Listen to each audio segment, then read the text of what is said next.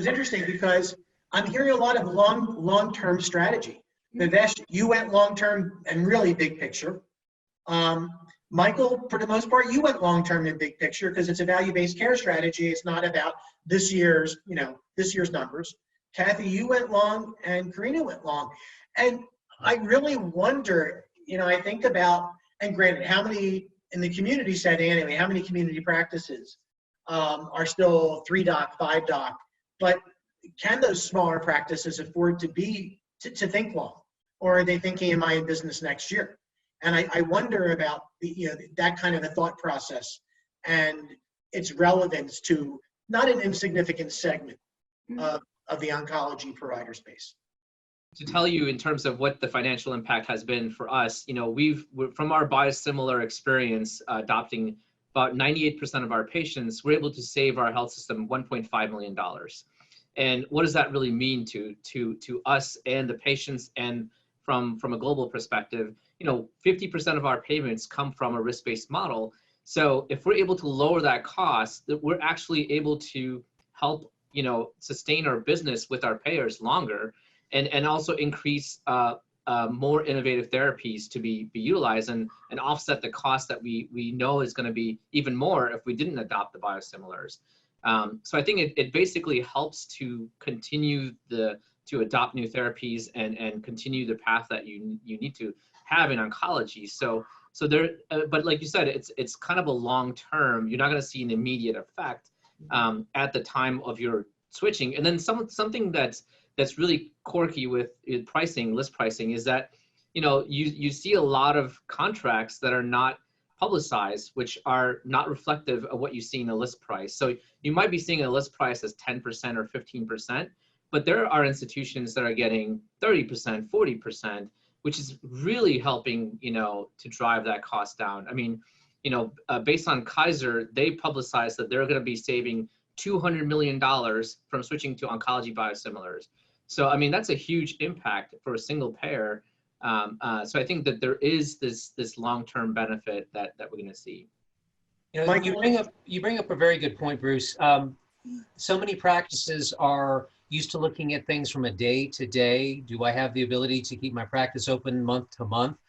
And I think overall in the big picture, the best way to plan long-term survival is to be able to create an environment in which you can change from that philosophy to a longer-term philosophy that will allow you to keep your doors open if you do look at things in the big picture and take these long-term visions into account.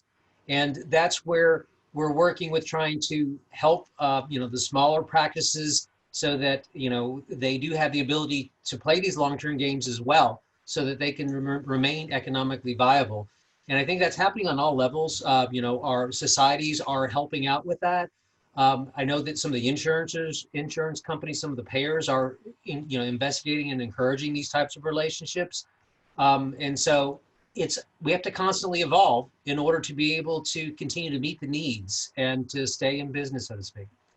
Michael, do you think that if your practice was not so heavily engaged in risk-based models, value-based care models, that this would have been something you could have sold to the rank and file physician members? And that's a very good question. It would have been a lot more difficult because people just wouldn't understand how that would benefit them long term and how that would help keep their doors open and help ensure that they can pay their staff and all of their overhead. There's a lot of overhead associated with our practices, and not everybody's aware of that. Most are, but it would have been a much more difficult sell. And I can tell right now we'd be facing a lower conversion rate compared to what we're seeing. So yes. Yeah, no, I think about that because estimates are that 50% of adult oncology patients are being cared for in a non-risk sharing practice. So not just OCM, but if you include OCM and ACOs, and we're still talking about 50% who are being managed outside of that. And so it's interesting as we've been hearing this and the economic impact, again, the juice worth the squeeze, convincing enough, compelling enough story, seems like a lot of that is related to the value-based care design that either you have or you're working towards that's going to do this. And, and certainly if you're smaller and you don't have you're not going to get the FaceTime with the payer, you're not going to likely have the quality of the contracts and the opportunity for the kinds of volume that's going to give you leverage. It's going to make it tough. So I want to bring that up only because for our audience, again, I think we want to bring you people in these panels who are incredibly knowledgeable, but it often means they sometimes aren't, fully representative. And I think that if we were to, and I'm sure it's been talked about at COA and other, meeting environments where I imagine this is not a same story across all practice types.